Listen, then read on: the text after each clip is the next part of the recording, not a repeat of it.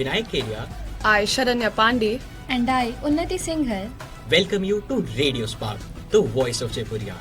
Today, we have with us Mr. Srikanth Bolla, a public speaker, entrepreneur, philanthropist, and so much more.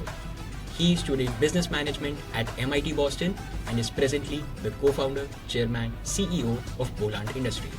He has received numerous accolades for his standard-defying work, including being named in the Forbes 30 Under 30 list of entrepreneurs, being recognized as the Young Global Leader by World Economic Forum, and also being named as the Youth Changemaker of the Year by Hindu Business Line. Alongside all of this, his Bollant Industries is also showing exceptional growth. He's surely a man who loves to wear many hats.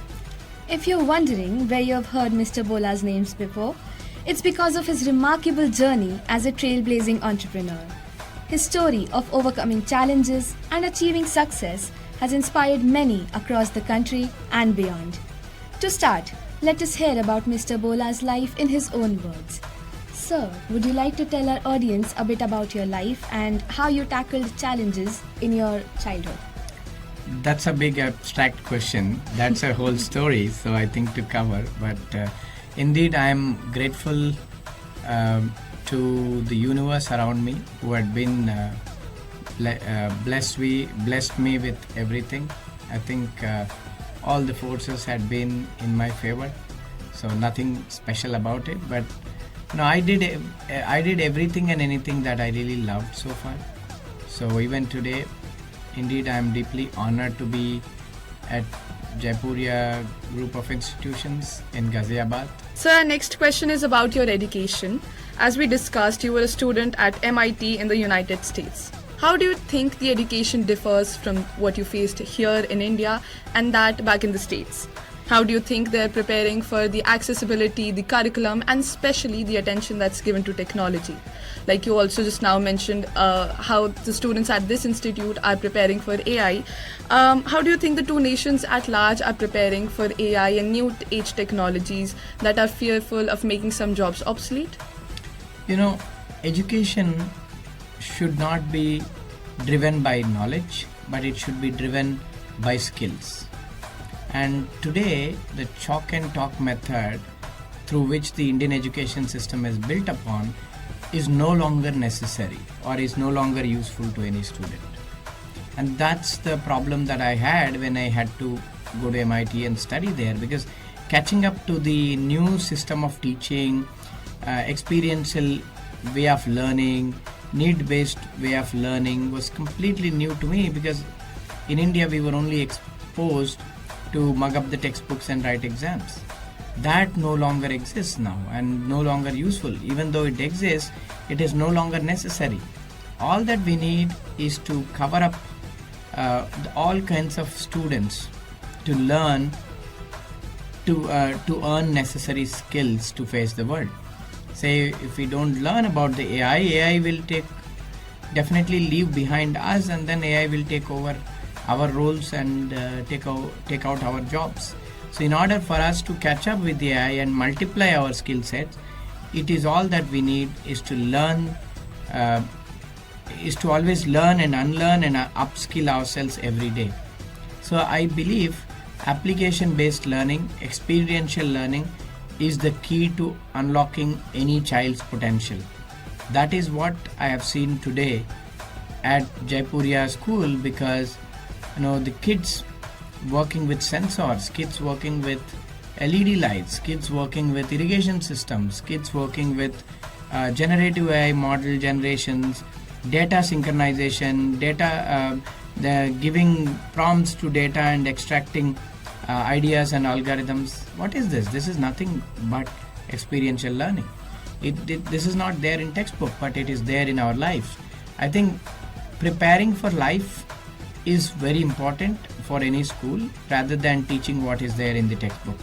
Schools that can go over and beyond textbooks is what can prepare their students to face the world. I think that is what is needed now, and that is the difference that I have found between Indian and American way of teaching. And there, I think they prepare you to face the world as a leader. I think I am very lucky to study in the prestigious institutions where we were not simply taught mathematics, but we were taught life, and we were taught to face the life, and we were taught to face any eventuality in life, and that is what is needed for every person to become a leader and face challenges. How were you motivated to accomplish these different projects, and what inspired this transition? As I told you, every day is a fresh day and a fresh idea for me. I don't like to work on the same idea over and over and over. Even when I was in school, if I had studied particular chapter, I never revisited that particular chapter. That's the same thing happens in business as well. I would continuously want to grow things, grow companies, do multiple projects that are really important for me and my whatever I'm passionate about it. I think that is what fuels my interest, because I am more curious to learn. Every day for me is a day of learning, and I won't get tired in terms of learning. I am always curious and passionate towards learning new things, and that is what fuels my ambitions to work in multiple projects. And I have done things that are necessary, not to win awards or not to build my career. When I was not allowed to study science, I felt like I'm the only one who can bring change for the whole generations to come, and that is why I went and fought and did this and took the science and did really well and got district ranks. Then when it was later when the coaching centers of IITs said I cannot study because of my blindness, I told them, all right, I will go and study from one of the best universities of the globe, not only in India. And that's how I went on to becoming the first international blind student to be ever admitted to MIT, and I had great time there and have learned so much there to face the universe, and is what is helping me now to face the universe and become successful in my endeavors that I perceive. So, sir, I will come exactly where you were. So, I would like to shift our focus towards the future. Looking ahead to 2040, what is your vision for India, and how do you see our role, the youths, in shaping the future of our nation? And to what extent do you believe that the nation will lead on the global stage, and how do you see our role in innovation, inclusivity and progress? I think innovation and inclusivity should be the integral part of every Indian, more importantly the youth, because it is this youth that we need to train them to become inclusive global leaders by 2040. And today we are proud of ourselves for having 60% of youth who are less than 30 years of age, who can become the super talented workforce for the future to come. And I think we as a country have to upskill ourselves continuously in order to catch up the fast growing developments in the technology space, particularly the AI. I think if we don't upskill ourselves, then AI will overtake us, as I said in the past.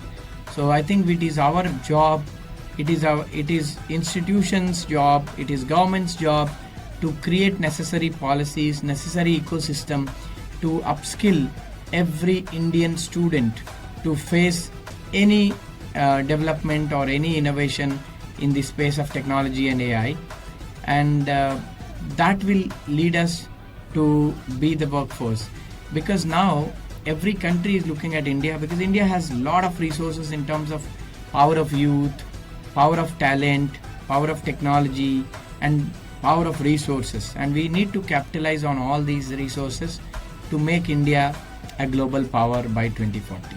Well, sir, I can confidently say that Bollant Industries is leading formally in the reusable sector for India. It's spearheading the whole movement.